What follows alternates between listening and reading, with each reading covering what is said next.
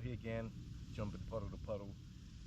This time around, I'm going to be going back to the good old swim jigs, and I'm going to be tossing this one.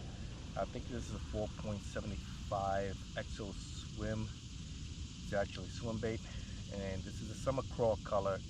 One of my favorite swim jigs, which is the clip paste series. And I have actually 30-pound braid here with a 15-pound leader line of fluorocarbon. So that's gonna do the work for us out here today.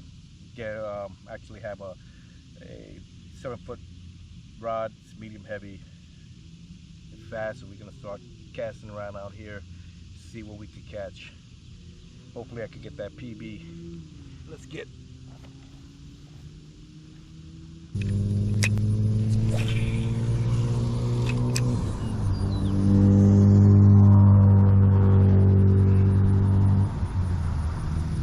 So again, I have several different baits with me. I'm gonna, as soon as I bring this back, again, I've been using this worm for a little bit. I might just do the wacky rig right quick as well.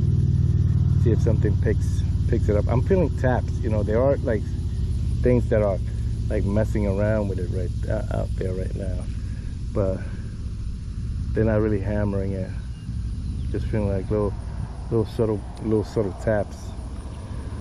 Nothing's picking it up.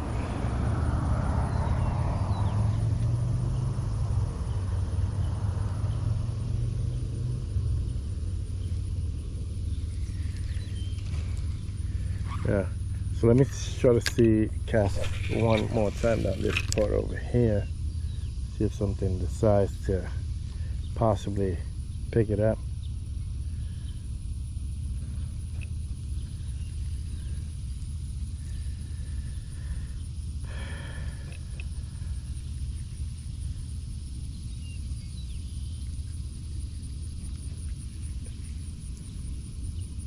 Little subtle stuff that we do when we're fishing, and that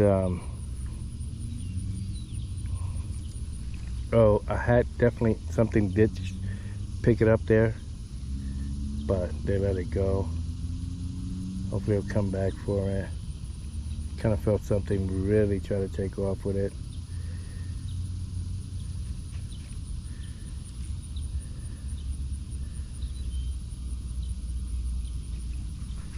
There he is. There he is. There he is. Yep.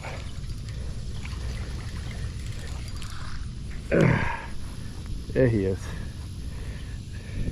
And they didn't catch him in a good spot either. He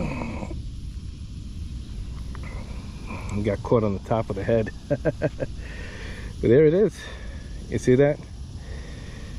Got him on the finesse jig, and again, he has a nice little belly on him.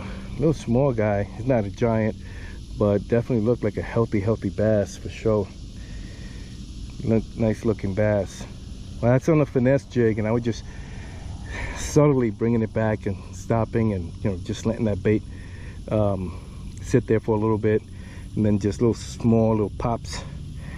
And sure enough, he actually went after the finesse jig, and there's actually my that's actually one of my worms, the alligator rum color.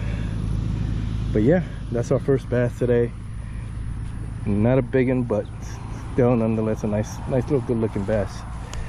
I'm gonna have to toss you here, buddy. Sorry, I don't like tossing you guys, but can't get all in that water there like that. Okay, so let's check one up for the finesse jig and the alligator.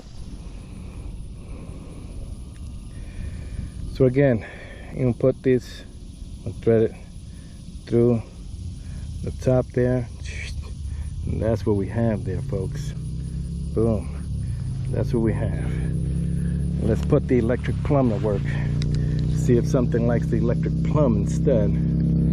Switching up styles. Toss up that Electric Plum out there. Let's see if, you know, you change colors, you know what I'm saying? You try something different. Maybe they weren't biting the other one. Maybe the Electric Plum is something that they might not have seen before, right? So that's the thing about those custom baits, you know. You're into putting out stuff out there that some fish won't feel, you know, intimidated by. Like, hey, you know what, this looks pretty good, let me take it. Yeah, it's not like that last joint that's drug me out, you know. And the thing with this color here, it's also contrasts pretty well with murky water, you know. Fish might be able to spot it a little ways out and, you know, go after it. So, fun fact, bass, there's a thing why they so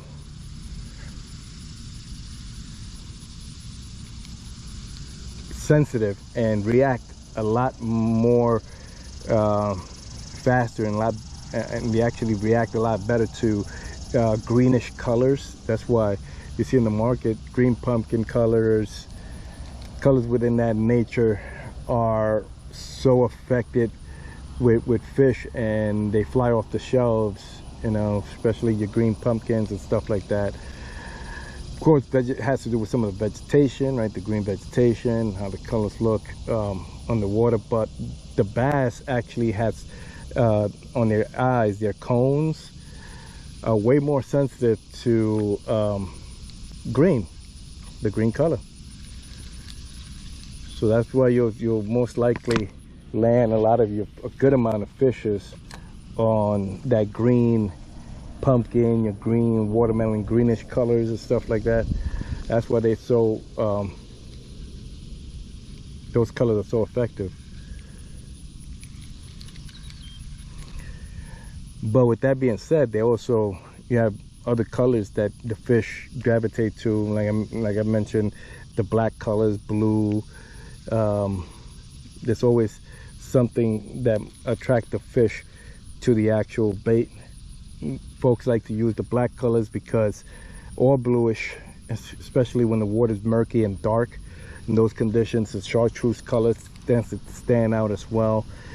Fish can spot those colors from a ways out, and they'll go after it, and it really attracts them to those baits. The thing is, we have this little pond, you know, it's like going in circles here. You have another one sitting off to, we have another pond that sits right up there, right off to the right of it.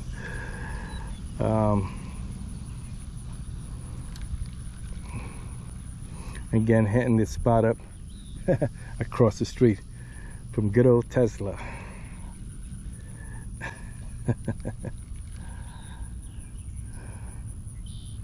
Oh, I felt the tap there. It's a little tap, but it wasn't, and then so I twitched the rod just a couple of times to see if it comes out, I can pick it up. But I did feel like a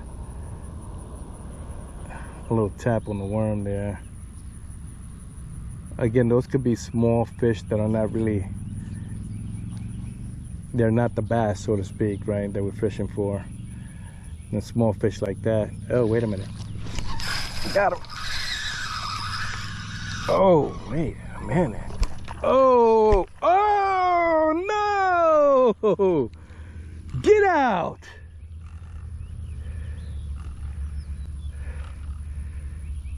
Darn it! I know you guys seen that, man. Don't laugh, man. Don't laugh, man. You guys know that's pain. That is painful right there, man. Oh, Jesus. But look, folks, he came after my, definitely that huge fish came after my electric plum worm, man. I knew there's something about my electric plum worm that's gonna be effective, man. Oh, that hurts. That was a decent sized bass. I wanted to land that.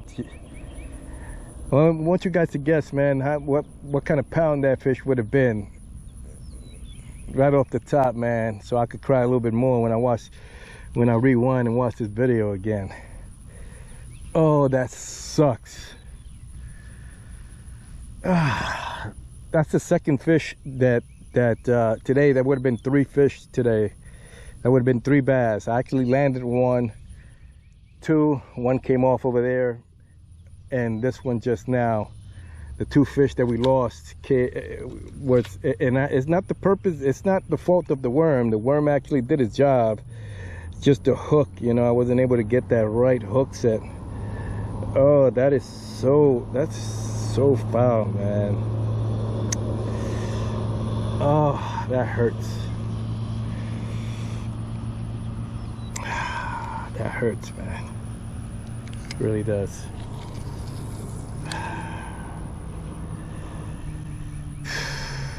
That would have been a great fish, good size. Ah, man.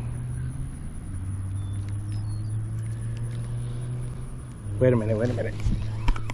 We got some. I got another one. Oh, on the very next cast. Stay on, little guy. At least let me see you. Okay, look at that. Oh, it came off.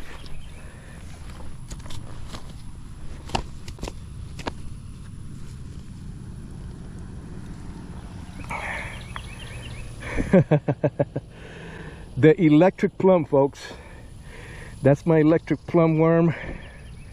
I just fresh out of my inventions, you know, just fresh out of the shop that I just made, and boom, this second bass. He has a little smaller mouth than largemouth bass, and even though he is a largie, and he has a nice little decent stomach.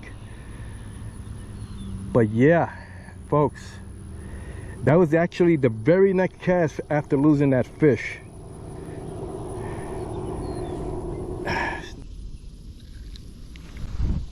Got one. Yeah.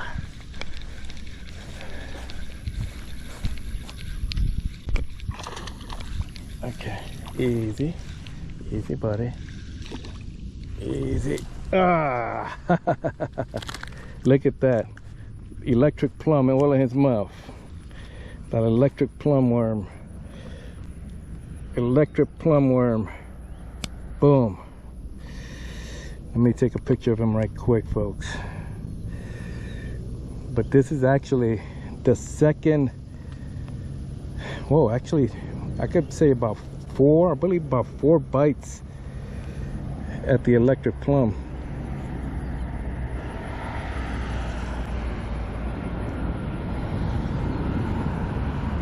The electric plum worm, just 4th bite there.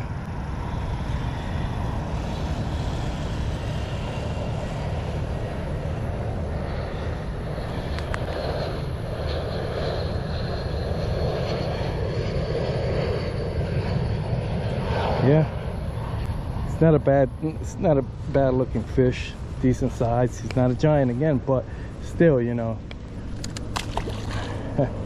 he's still a bass. So wow, today almost every catch I had here today has come off my very own plastic worm. My new color. Pretty excited today. You know, and I've been football jigging with rage crawl. I swam jig, a rage crawl with summer crawl, swim jig. I threw the bellows around, and nothing out of all those baits was I able to catch a fish. But so far, with the electric plum color that I made, I'm pretty excited about this color here. I've caught a couple of fishes with it, and with the alligator rum, I caught my first bass of the day with the alligator rum. So far, the Orlando Puddle Jumpers custom baits are actually putting in work out here today.